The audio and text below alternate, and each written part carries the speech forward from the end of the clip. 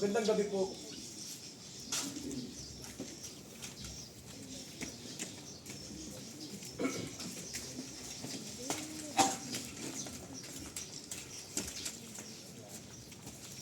Sino yung bulubing inyong dinala rito at ginapos na parang isang kriminal? Siya si Jesus! Yun ang gugulong Nazareno. Ikaw? Si Jesus ng Nazaret.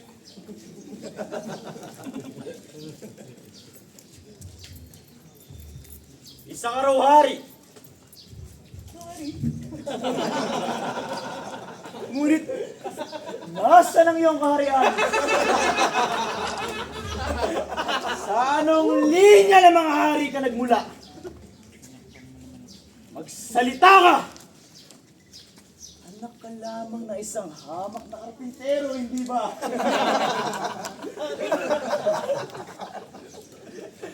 Ang sabi naman ng iba, ikaw raw si Elijah. Subalit si Elijah ay pumaroon sa langit. Lula na isa karosa! Bakit di ka nagsasalita? Inalakan nila rito at binansag ang lapasta. Ano ang iyong masasabi? Ipagtanggol mo ang sarili mo!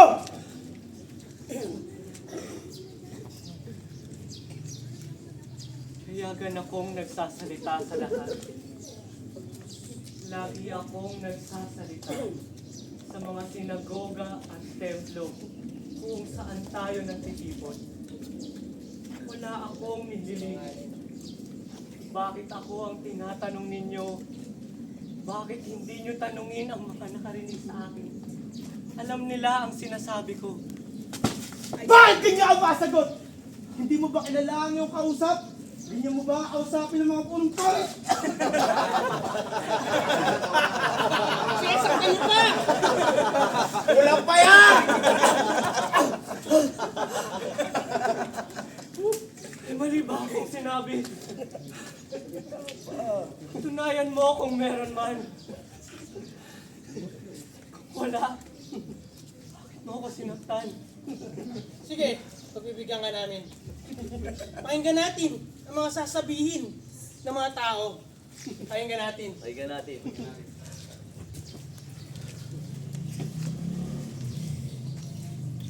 Pinapagaling niya ang mga may sakit gamit ang mahika. Katulong ang mga demonyo. Bagino kung ginawa niya yun. Nasaksiyan ko rin ang ginagawa niyang pagtatagway sa mga demonyo! At ang katuwang niya, ang mga mismong demonyo! Tinatawag niya ang kanyang sarili na hari! Hari! Hari ng mga Hudyo! Sinungaling! Hindi! Sila ang tagapagligtas! Sila ang anak ng Diyos!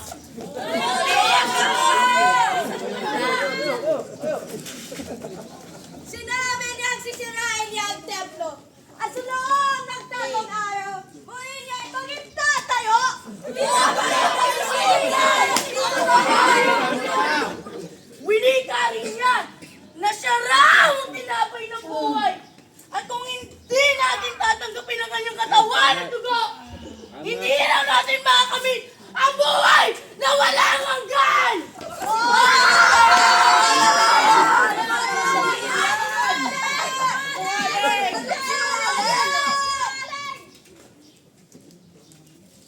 Tinuturuan niya ang mga tao na hindi magbayad ng buwis. Pwede ba yun?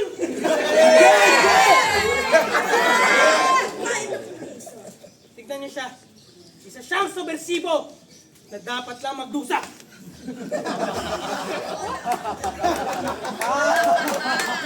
Kulang pa yan. Isa siyang rebelde na nagsisimula ng pag-aaklas laban sa Imperyo Romano. Siya'y nakikisama sa mga kriminal at makasalanan.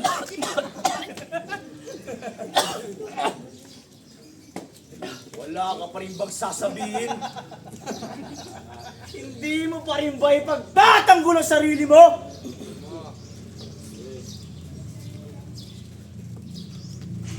Tatanungin kitang muli. Jesus ng Nazareth, ikaw ba ang Mesiyas? Ang anak ng Diyos na buhay?